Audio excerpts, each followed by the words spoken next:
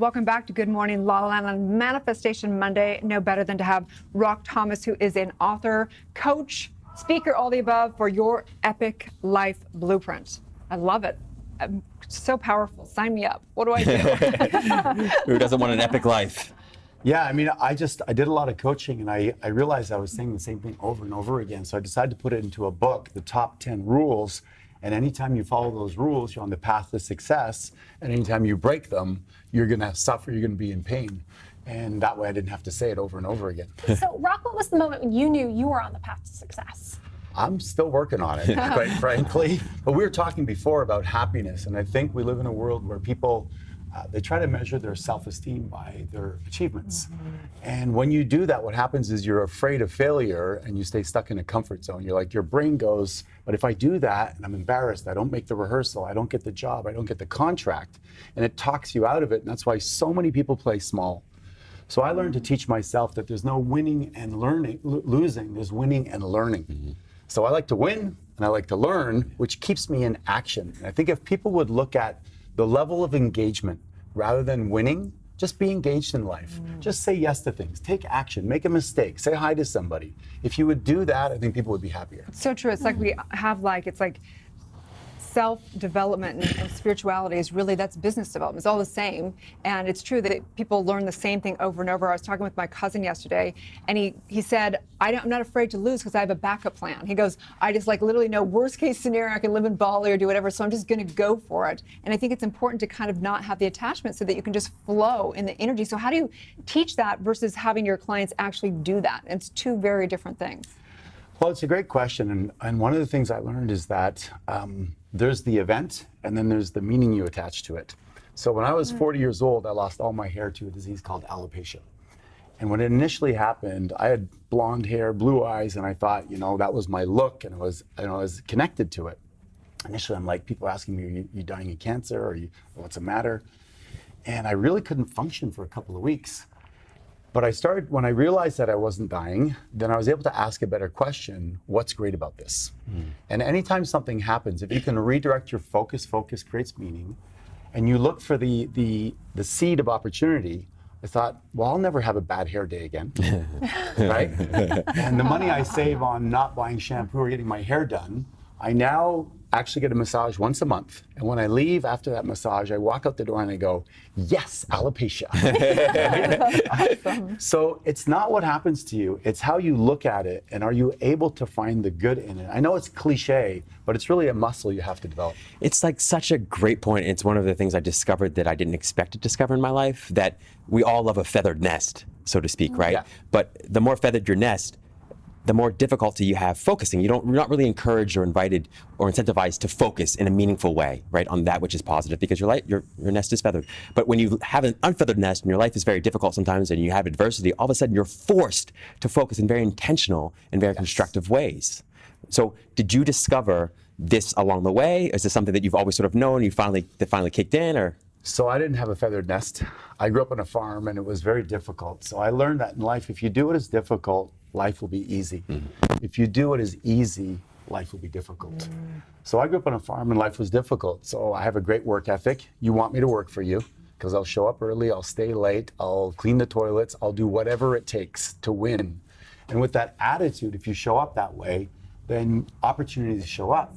People are trying to find the easy path in life. They want to do one rehearsal and get the gig. They want to do one thing and then be the next YouTube star.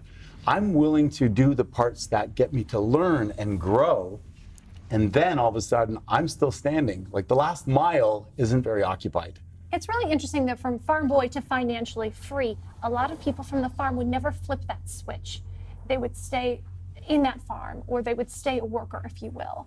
How did you become a self-made millionaire in that?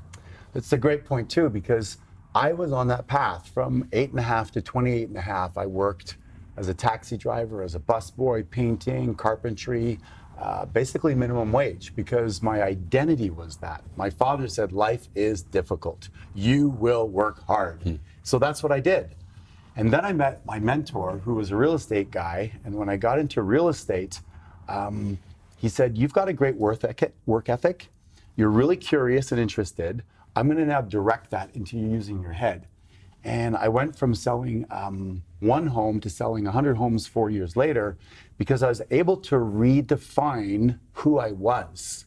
And that's why I started the I Am movement. I went from farm boy to salesperson to coach to businessman to entrepreneur through redefining how I talk to myself, that inner narrative that we all have. I was the struggling agent to the best agent in Montreal.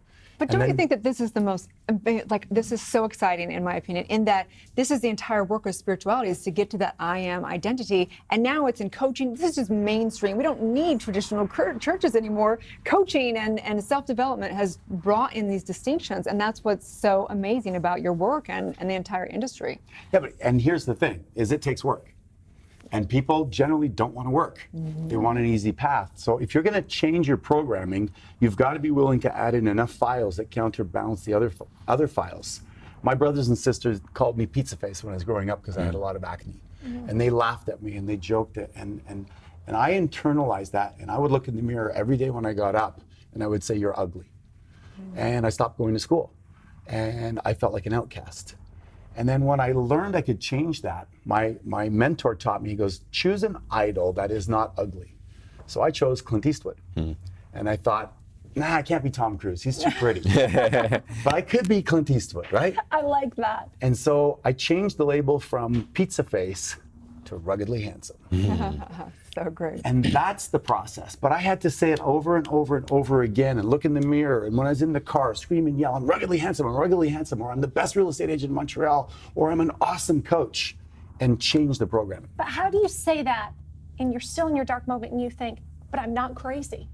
I'm ruggedly handsome. Am I crazy in this? Do you know what I mean? Yeah, initially your brain goes, bullshit. Exactly. Right? Exactly. So you start with things like, every day in every way, I'm getting stronger and stronger. Or wouldn't it be nice if I was ruggedly handsome? Wouldn't it be nice if I was the talk show host for a really cool channel on YouTube? And you start to romance it until your brain goes, yeah, that could be true. And then you surround yourself with other people and go, you're a badass host, man. You are damn sexy. I Look at you. receive that, man. Appreciate that. You see? Say it to myself every morning. So I'm glad. You agree. I love that. Well, how can people work with you? What you work, obviously, you don't need this coaching because you can just get the book now, but I'm sure that you still work with people coaching. Yeah, of course. It's a process. And the biggest thing that'll affect you is not just to get the information. If it was just information, people would go to Google and they'd transform their life. And you would think, Google anything, the top 10 habits of a successful person, it's there. The problem is that, like the crab that's in the bucket, it crawls out. Put 2 crabs in there and it pulls the other crab back. We don't want to be left behind. We want to belong. We want to matter. Your friends are comfortable with your present, and your mentors are comfortable with your future. So you've got to find a mentor who says, I see you. I see your greatness. And keep on reminding you to step into that next level. It's like going through the levels of a video game. It's like, I might be on level 7. I can help the people that are on level 1. I've got my mentors at level 8, 10, and 12 that are helping me.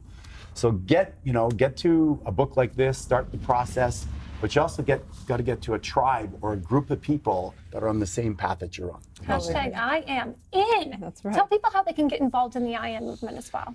Yeah, I mean, you can go to my website, rockthomas.com, and you can download one of my books. You can go to any of the social media platforms, and you can follow some of the Facebook Lives that I do. I've got a mastermind group called M1, where we help you become financially free without giving up your relationships or your health. It's called GoM1.com. And, I mean, you just got to so find it me is. if you're hungry. Absolutely. Well, thank you so Appreciate much for you, all your bro. Yeah, man. extraordinary work. Awesome. Thank you, Rock. Thank you so I'm much. so inspired. We Stay tuned. We'll be right back.